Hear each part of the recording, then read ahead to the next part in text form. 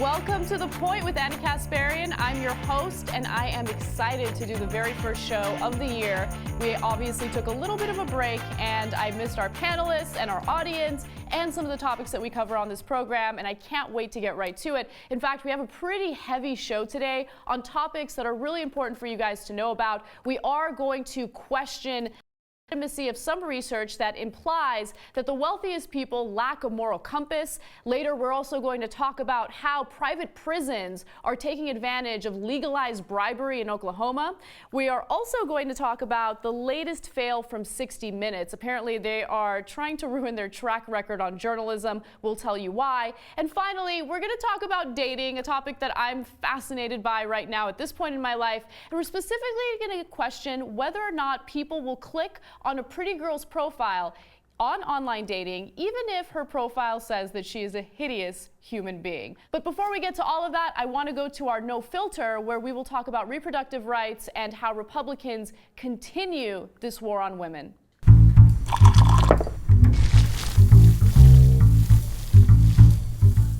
In late 2013, Texas passed a number of restrictive anti-abortion laws, and even though we had some great politicians like Wendy Davis attempting to filibuster the legislation, unfortunately they called a special session and they did pass that legislation into law. Now, among the many things that happened in Texas, women will have to get an ultrasound if they want an abortion. They have to look at that ultrasound, which of course humanizes a zygote and makes women feel a little bit of pressure to keep the baby. And it also forces women to go through a 24-hour waiting period between the time that they consult with a physician and actually go through with the abortion. Many of these abortion clinics actually shut down because they need hospital admitting privileges. And a lot of hospitals in Texas just don't grant those admitting privileges because they are religious themselves. Now, as a result, women living in Rio Grande Valley, for instance, do not have access to a safe abortion. As a result, they have to drive about 150 miles to the nearest clinic, which is in Corpus Christi. Now, this is an undue burden. Anyone can realize that this is an undue burden because not everyone has the resources to make that drive. So as a result, the Center for Reproductive Rights is suing the state of Texas over this law. And it went through a number of appeals, and recently a panel of judges for the U.S. Court of Appeals for the 5th District heard this case. Now, one of the judges, Judge Edith Jones, made the argument that it's not really an undue burden for women to drive 150 miles to get to the nearest abortion clinic. I mean, all you have to do is drive on a highway, go 75 miles per hour, and boom, you're there. That's her idea of something that is not an undue burden. Well, let me tell you what the reality is. 42% of women in the United States that seek an abortion are living under the federal poverty line. So that means that they might not have a car, or they might not have the money for the gas in order to make that 300-mile round trip to get an abortion. And also keep in mind, since there's a 24-hour waiting period, that means that they have to make that trip twice in order to get that abortion. Okay, so I think that's a little bit of an undue burden. And another really frustrating part about this is the most wealthy people here, or upper middle class individuals, will have the access to abortion. If they want to get it, they can do it. But the poorest people are either going to be forced to have that baby, or they're going to be forced into a situation where they will have an unsafe back alley abortion. And then they put their own lives at risk as a result of this stupid law that was dictated by religion. So I have a really big problem with that. But another thing that I would love to see is the mainstream media point their fingers at the same conservatives that support this type of legislation. And the reason why I say that is because they're the exact same people that refuse to expand governmental programs that help these women after they have the babies. So if you're poor and you are forced into having a child that you just cannot afford, is the government going to help you? Are these conservatives that are so pro-life going to help you? What are they doing to expand SNAP benefits?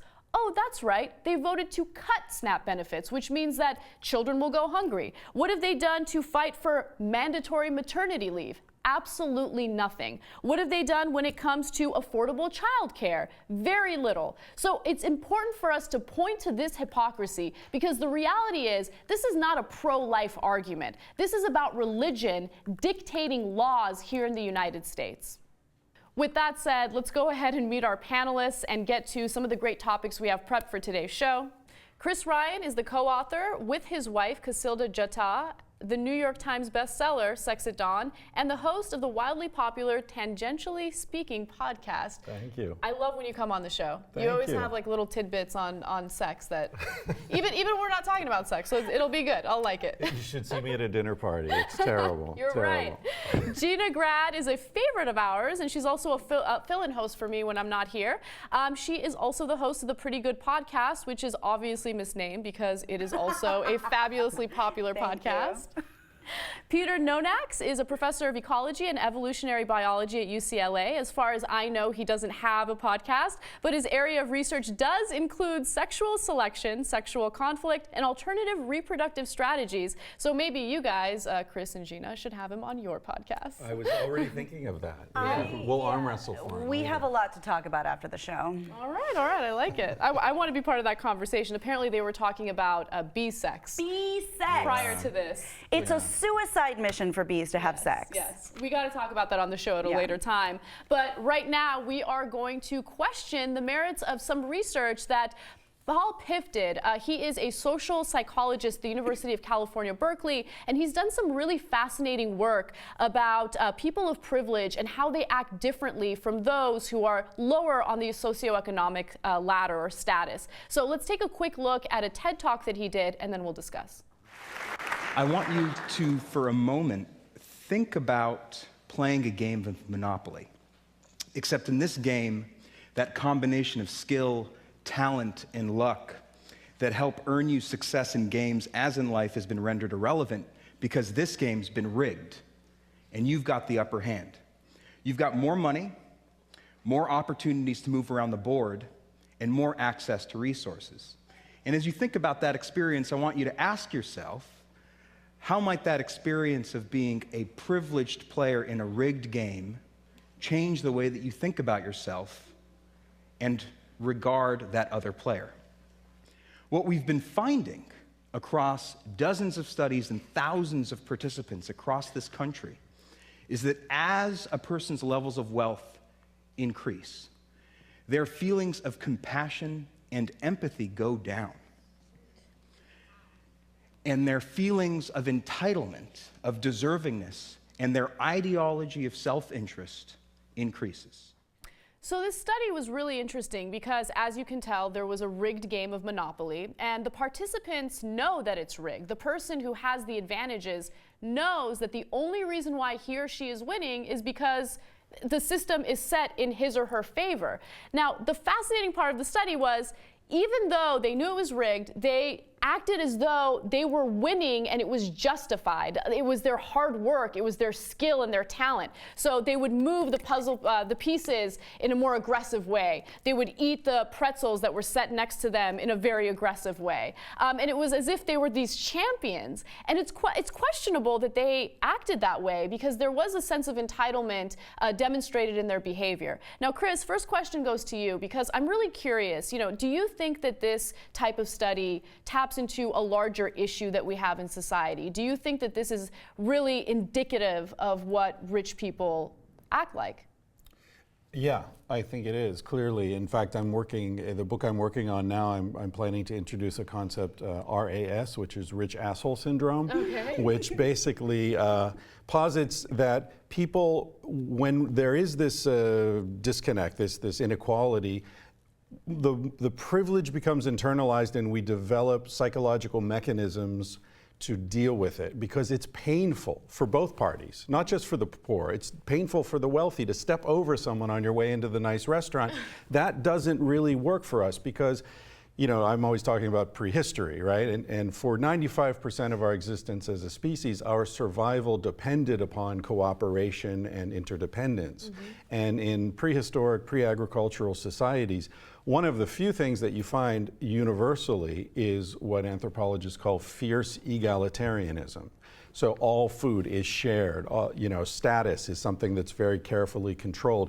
A hunter the hunters trade arrows so that you can't even tell from the arrow in the animal who killed it to make sure nobody gets too far above anyone else. So this is a very important part of at least evolved human nature for a long time. Then you take that animal and you put them into a competitive hierarchical situation, and all sorts of things start to go haywire. So there's interesting research with the Pinaha people in the upper Amazon, which are hunter-gatherers. Psychologists came in and tried to set up some games for them to play, and they refused to play because the games have winners and losers, and they don't interact that way. And now it's so ingrained in American culture, the competitiveness, Right.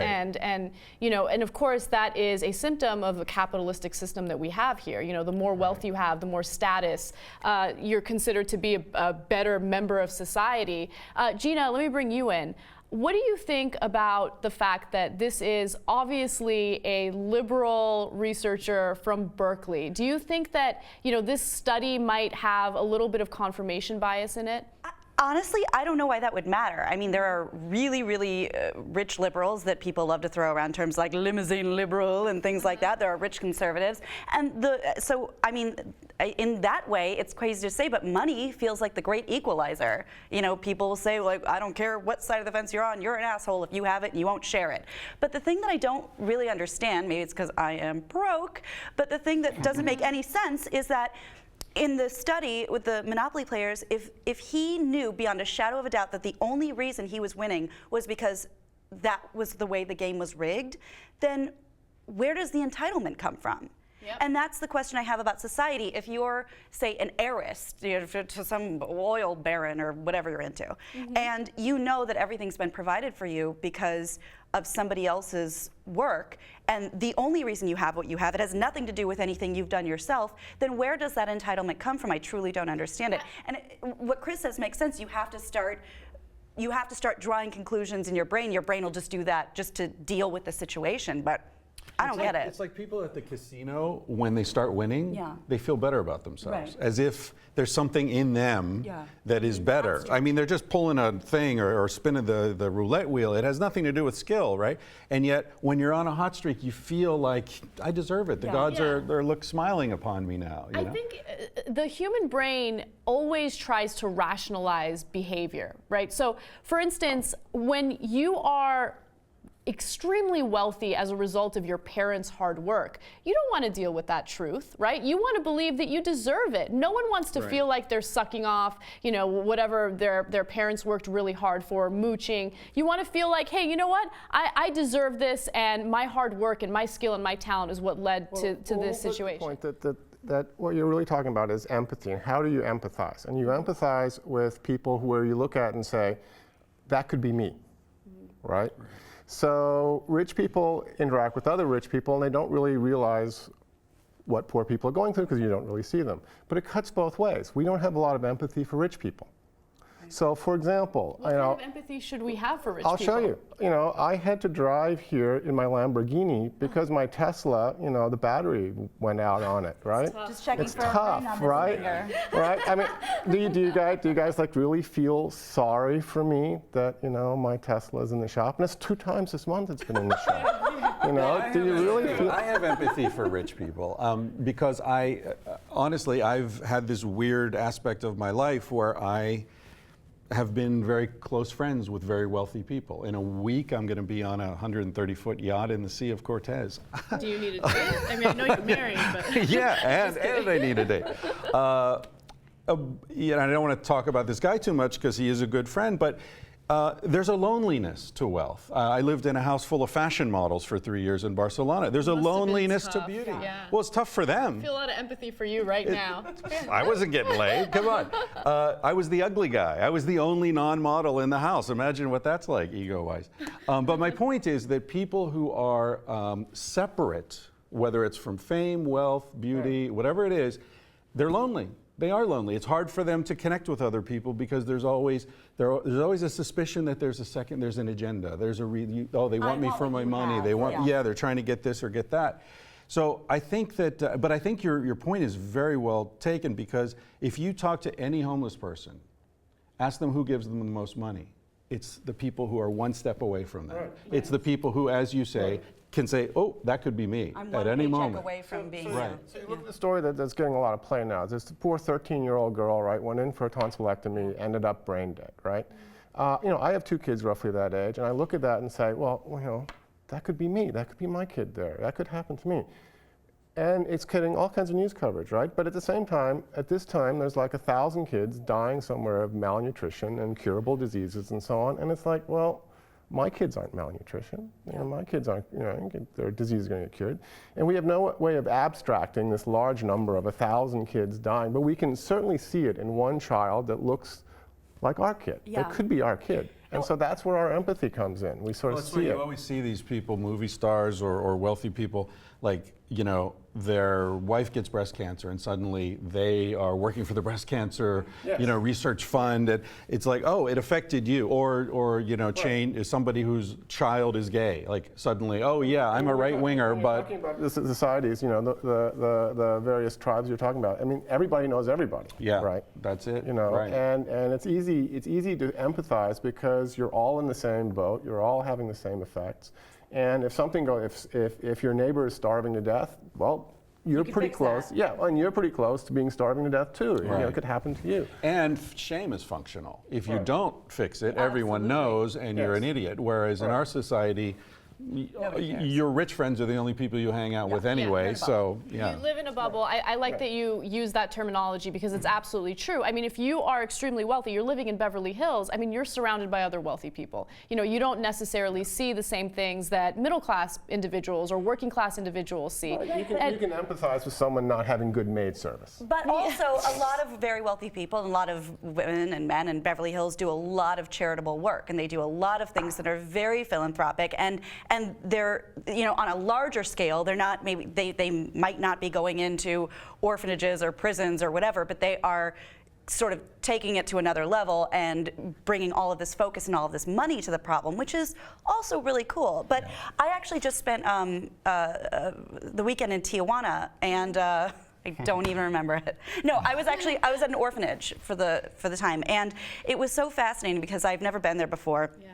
And it is right on the sea. You see the Guadalupe Islands, and there are these beautiful multi-million-dollar homes and these hotels, and then feet from it is just ramshackle, rundown, impoverished beyond anything I've ever seen in my life, and they live right next door to each other. It's not even like New York where you have to turn a corner. I mean, you see it, they're eye to eye seeing each other. And I just think, how can you let this happen when you're looking, right? Your view is not obstructed from this community, but like you said, you just find ways to rationalize. Yeah, exactly. You're like, well, that's their lot in life. This is my lot in life. So much to comment on. I'm loving this conversation. First, I want to comment on the charity point that you made, because there has been some research into charity that wealthy people do versus charity that middle class people do. And actually, the top 20% in 2011 donated about 1.3% of their income to charity. And those charities included like universities, art galleries, those types of things. Those in the bottom 20% donated 3.2% of their income. So they actually donated a larger chunk of their income to charity, and that usually involved homeless shelters. So we're talking about a completely different ball game there. And their name isn't on the wing of the homeless shelter and it's not, now. They're not really doing it because they want some sort of recognition or for tax break. Tax, exactly. They don't get the same tax breaks that wealthy people do. Yeah. So there is a little bit of a difference there. But what you said, Gina, about what's happening in Mexico is great, because we're starting to see that here in the United States. When you have people advocating for private prisons, private education, private police force, private everything, you're going to have people who can afford the best of the best. They're going to be living in their mega mansions with moats around it, while poor people are on the streets and there's no upward mobility for people anymore. That so-called American dream is kind of being destroyed. And I sound like apocalyptic here, but if you look at the way our system is rigged against us, it's so clear that we're headed in that direction. Yeah. And it's sad. It's very, very scary.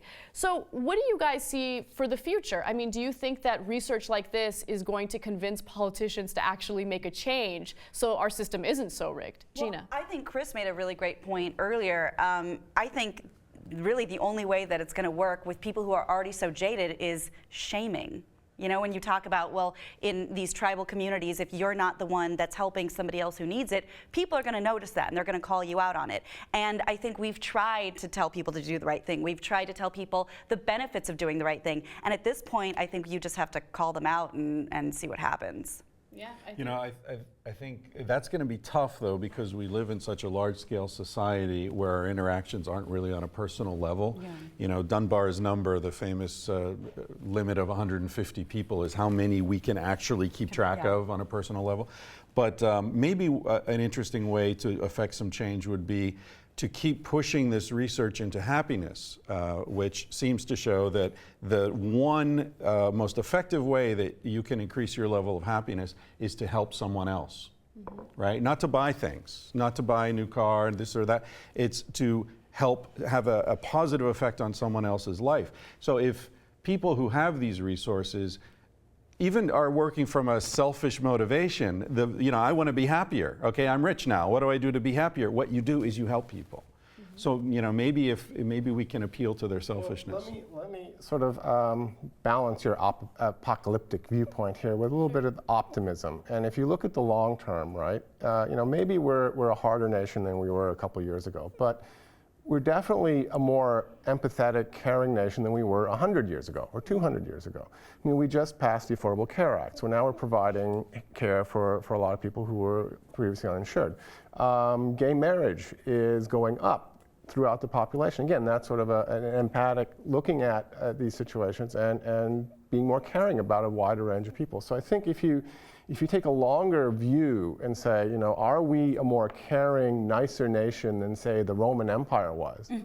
I think we are. So my more optimistic view is, in the long term, the trends are in the right way. In the short term, you may argue that things have gotten worse, but in the long term, I think we're doing better. But then if you take an even longer view and you look back pre-Roman, pre-agricultural, you find that inequality is much worse than it was in pre-agricultural society. So it's we the were all starving to Romans. death. No, we weren't. The Romans we weren't. caused this problem. Let's get them. You Oh know- wait, do they still exist? Are there still the Romans? No? Okay. Italians. Oh, We're called Italians Oh no, now. they're fine. They have certain characteristics that we won't mention. You know, every time we have this conversation involving wealth inequality and income inequality, it always comes back to money in politics, which is something that we care about a lot here on the Young Turks. We want to get the money out of politics, which is why we have a political action committee, wolf-pack.com. I'd get in trouble if I didn't mention that. But the reality is, you know, we really need people, politicians that are going to represent us. We need people that are going to listen to the people and refuse to rig the system against us. And in order to do that, we have to get money from these amoral corporations out of politics. So if you really want to help that effort, go to the website. You can do something as simple as sign a petition. You can join the cause. But it's definitely something that we need to do if we want to save the real American dream and what this country was founded upon. All right, with that said, let's take a quick break. When we come back, we're going to talk about legalized bribery in the United States, and this time it involves private prisons. Welcome back to The Point. Now we're going to talk about something that I love discussing about. It has to do with private prisons and how they are trying to utilize legalized bribery here in the United States to make sure that politicians in the state of Oklahoma consider them while they reform their prison system. Now, what they do is they pay politicians as much as they possibly can in campaign donations to ensure that inmates get funneled through the public system into the private system so they can make as much money as possible. They also make sure that politicians pass tough on crime legislation so we can criminalize people for doing nonviolent things like smoking marijuana.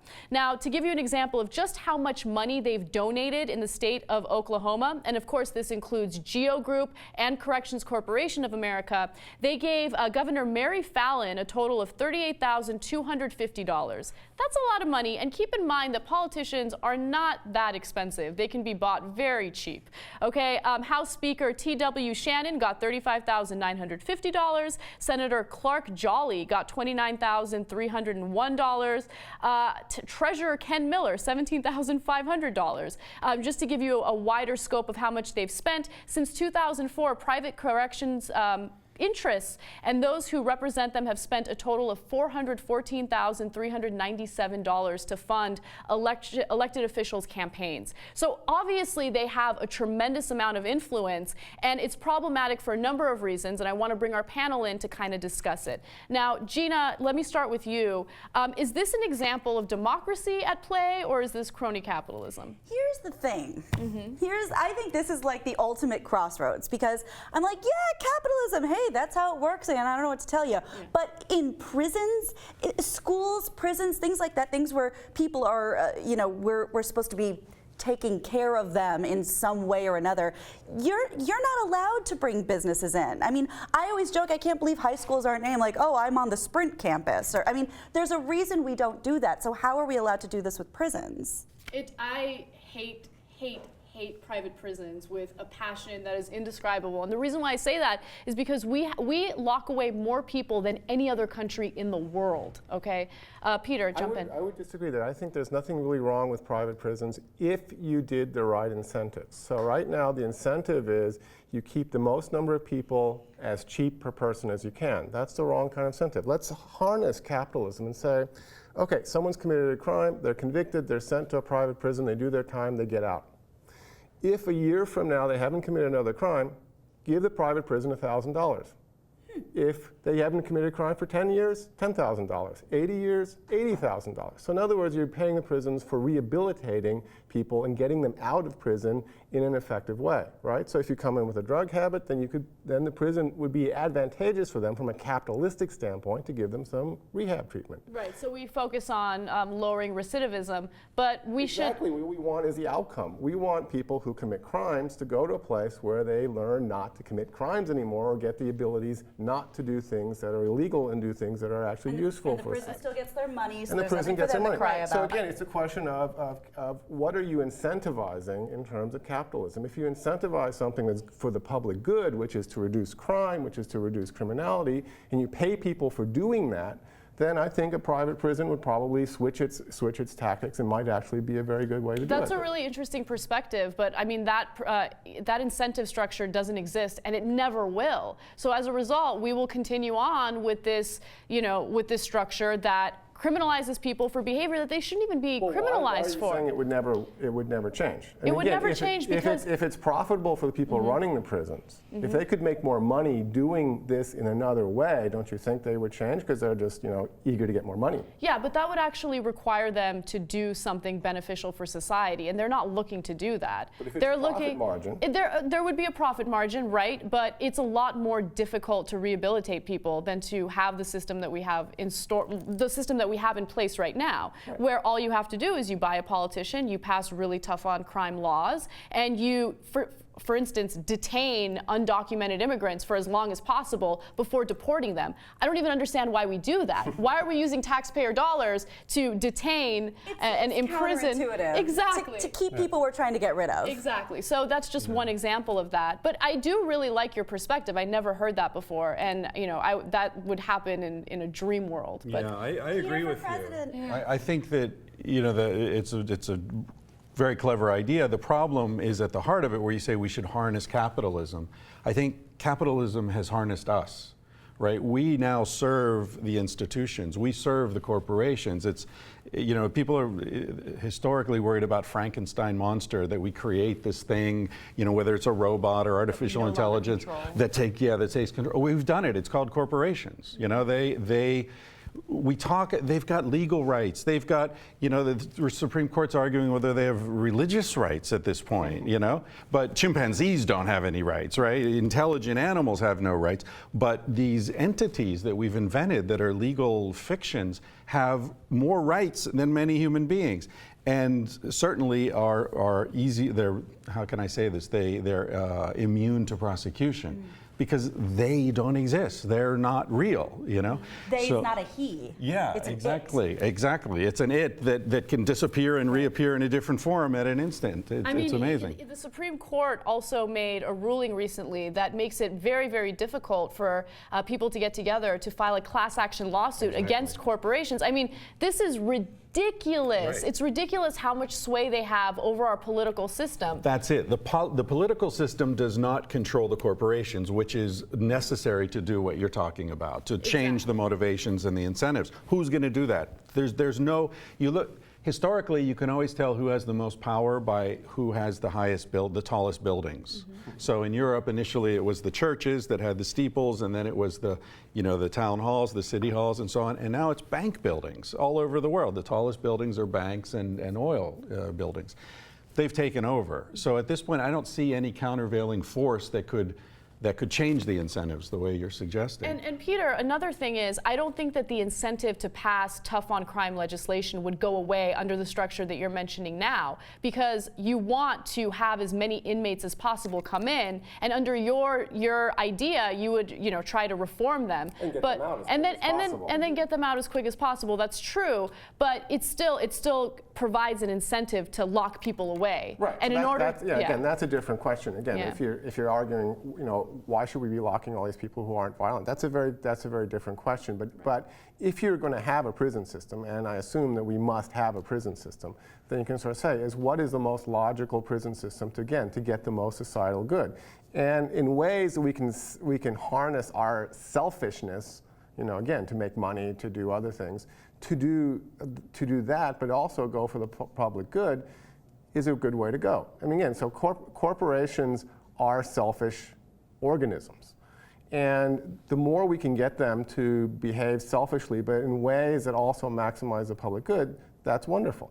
There is this problem, again, of corporations. One thing they don't have is they don't have votes. They have to influence people to vote their way, which is another whole topic we can talk about, is why do people so often vote against their own personal interests?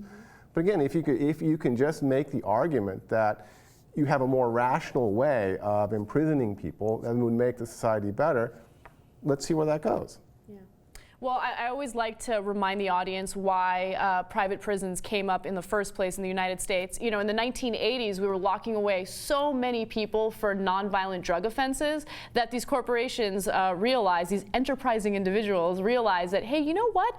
We can make money off of this. So they started building the for-profit prisons, and boom, they started pushing the war on drugs further. We started locking away more people. And again, we lock away more people than any other country in the world. And that is definitely problematic. While distributing the most prescription drugs. Absolutely. So it's all very hilarious. I know, it's all very ironic. All right, well, with that said, let's move on to another really important topic, and it has to do with the state of journalism here in the U.S. 60 Minutes has been under fire for some of the reporting that they've done. The most notable one, of course, is the Benghazi story, where they talked to someone, an employee for a private contractor, who said he was there and he saw everything. Well, it turns out he wasn't there at all, and 60 Minutes was criticized for that. And recently they were talking about renewable energy, and their coverage of that was less than stellar. Let's take a look. About a decade ago, the smart people who funded the internet turned their attention to the energy sector, rallying tech engineers to invent ways to get us off fossil fuels, devise powerful solar panels, clean cars, and futuristic batteries. The idea got a catchy name, clean tech. Silicon Valley got Washington excited about it. President Bush was an early supporter, but the federal purse strings truly loosened under President Obama. Hoping to create innovation and jobs, he committed north of $100 billion in loans, grants, and tax breaks to clean tech. But instead of breakthroughs, the sector suffered a string of expensive, tax-funded flops. Suddenly, clean tech was a dirty word. Now, that segment was very, very critical of the government's investment in renewable energy and also Silicon Valley's investment in renewable energy. It seemed as though they kept mixing the two together, which is not the right way to cover the story. And also, what they failed to mention is that the government has had a 97% success rate in its investments in renewable energy. And we're not talking about something that we don't need. This is something that we desperately need. I don't even think that we have a choice when it comes to investing in renewable energy. So to have a piece like this that's so critical of the government investing in these programs, I think is very irresponsible when it comes to 60 Minutes. Now, that's just one criticism of the way that they covered that story, but I want to bring the panel in, and I want to see what you guys think about it as well. Peter, what do you think is going on with 60 Minutes right now? They've had a number of questionable pieces, and this is just one of them. Well, let me just start off saying, but I totally agree with you on the need for clean tech, and that's where the future is going to go.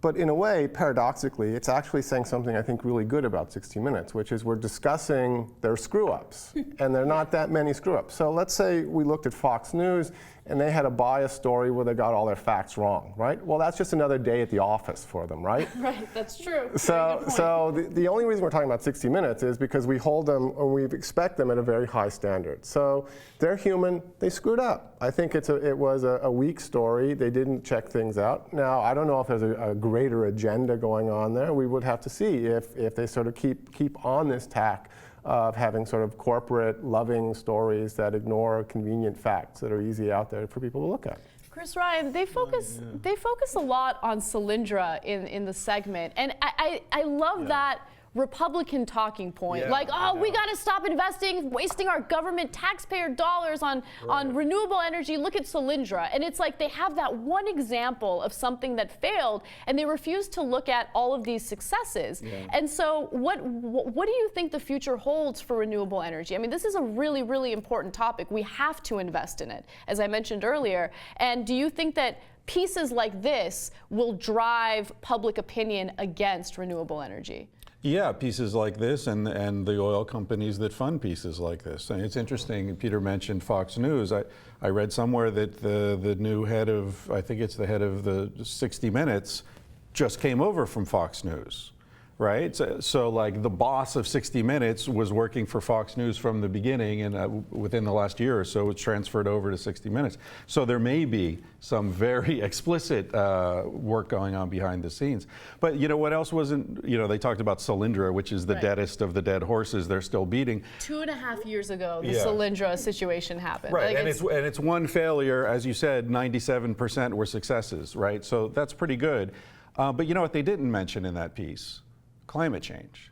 Right, they did not mention climate change, and they also touched on Tesla Motors, just a little mention of Tesla Motors. Oh, by the way, Tesla kind of rocks, but not a big deal. Let's move on. Nothing to see here. 60 Minutes is a bunch of really old farts at this point. I mean, I still like 60 Minutes. I do too. I love 60 Minutes. A lot of crypt keepers. You're right. I mean, God bless that one them. guy's face is like one of those dogs, you know. And I'm old, so I can say this, okay? But it's like, I don't know if you saw the thing on Kim.com, the guy in New Zealand who started the mega upload thing, all the file sharing. Right. Well, they just did a thing about him, and Vice TV did a thing about him. And I encourage people to look at the two. In fact, Kim.com tweeted something about it. It was like, 60 Minutes, $30 million budget, plus an old fart equals bullshit. Vice, $10,000 budget plus a cool kid equals truth.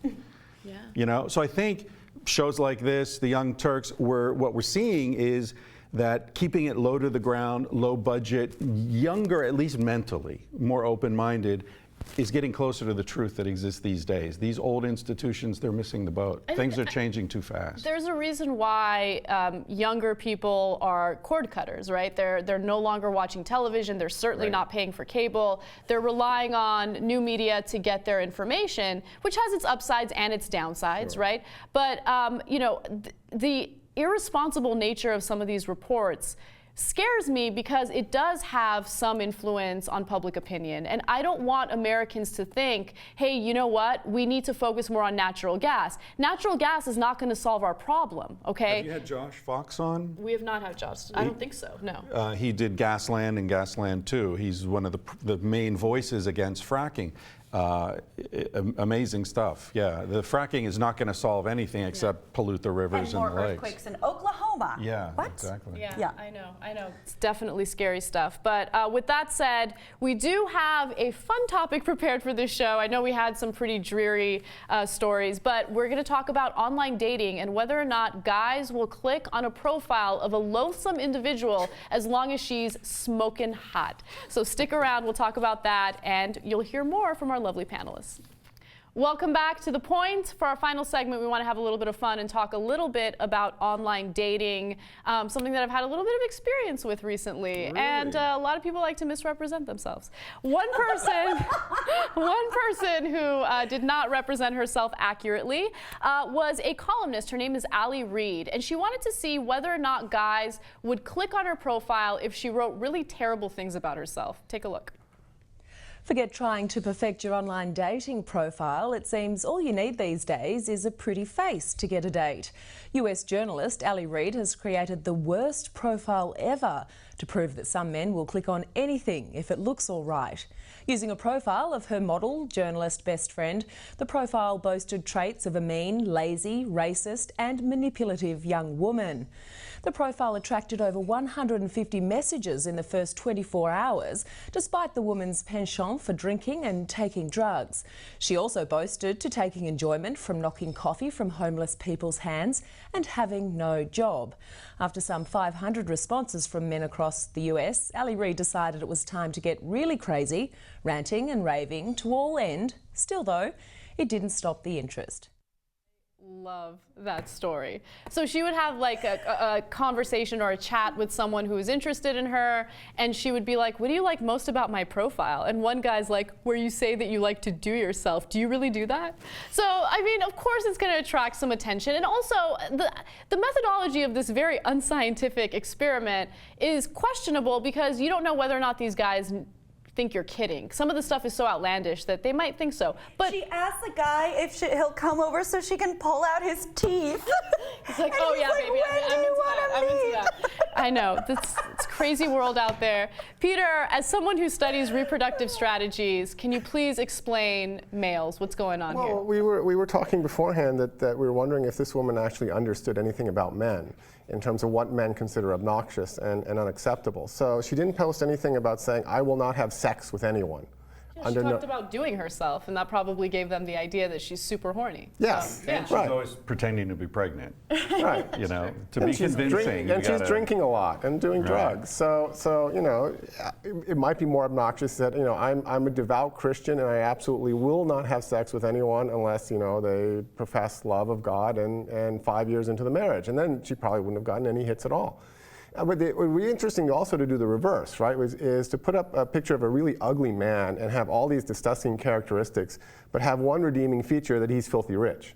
That's Match.com. And see, I mean, that's already happening. And see how many hits that gets from women. So I think there's always, in both sexes, there's individuals that are, you know, that you would not want to date, apparently. Right. Well, and I think Peter's absolutely right, because I think, girl, I get it. You do? I get it. Trust me. And that's the thing. A lot of guys, you know, these guys will have pictures of themselves in their scrubs and their stethoscope and everything, and they're abhorrent people, but he's a doctor. Right. So, you know, everybody does it in their own way, but she really took it to an amazingly hilarious extreme. She really did. And I like that Peter pointed to what men find obnoxious versus what they might find a little bit of a turn on. Chris, what do you think? I mean, you know, we're assuming that men are all these men are looking for a relationship with her. They're not looking for a relationship. Thank you. Yeah, they're looking for a good time, right? So if you're looking to get laid, the things you're willing to overlook are, you know, legion. Right? I mean, we're not far from those bumblebees you were talking about. You know, it's like, oh, the house is on fire, but she's hot. I'll be in and out before I get burned. You know, like, and the doesn't matter. I mean, there are songs devoted to the fact that crazy bitches, you know, get crazy in the bedroom the best. Please. So I don't think this is going to turn anyone away in that way either. Yeah. So I don't think any of these guys were looking for a wife or someone to introduce to mom. They were looking for, you know, half an hour, and like I can deal with that for half an hour. Yeah. Because she is hot. I saw that picture. She is hot. She is hot. Yeah. So we talked about this on the Young Turks a little bit, and Cenk disclosed the fact that one time he slept with a girl, even though she was racist. She was openly racist. She made fun of Muslims. You know, he was raised as Muslim, right? So I thought that was really interesting, and I kind of wanted to open it up to you guys. If there is someone who is extremely attractive, but she is racist, Gina, in your case, he is racist, would you go for it? Would you be like, oh, fuck it, literally? I slept with a Republican once. Oh, really? Yeah. That's pretty close. Yeah. It was, and she was wild.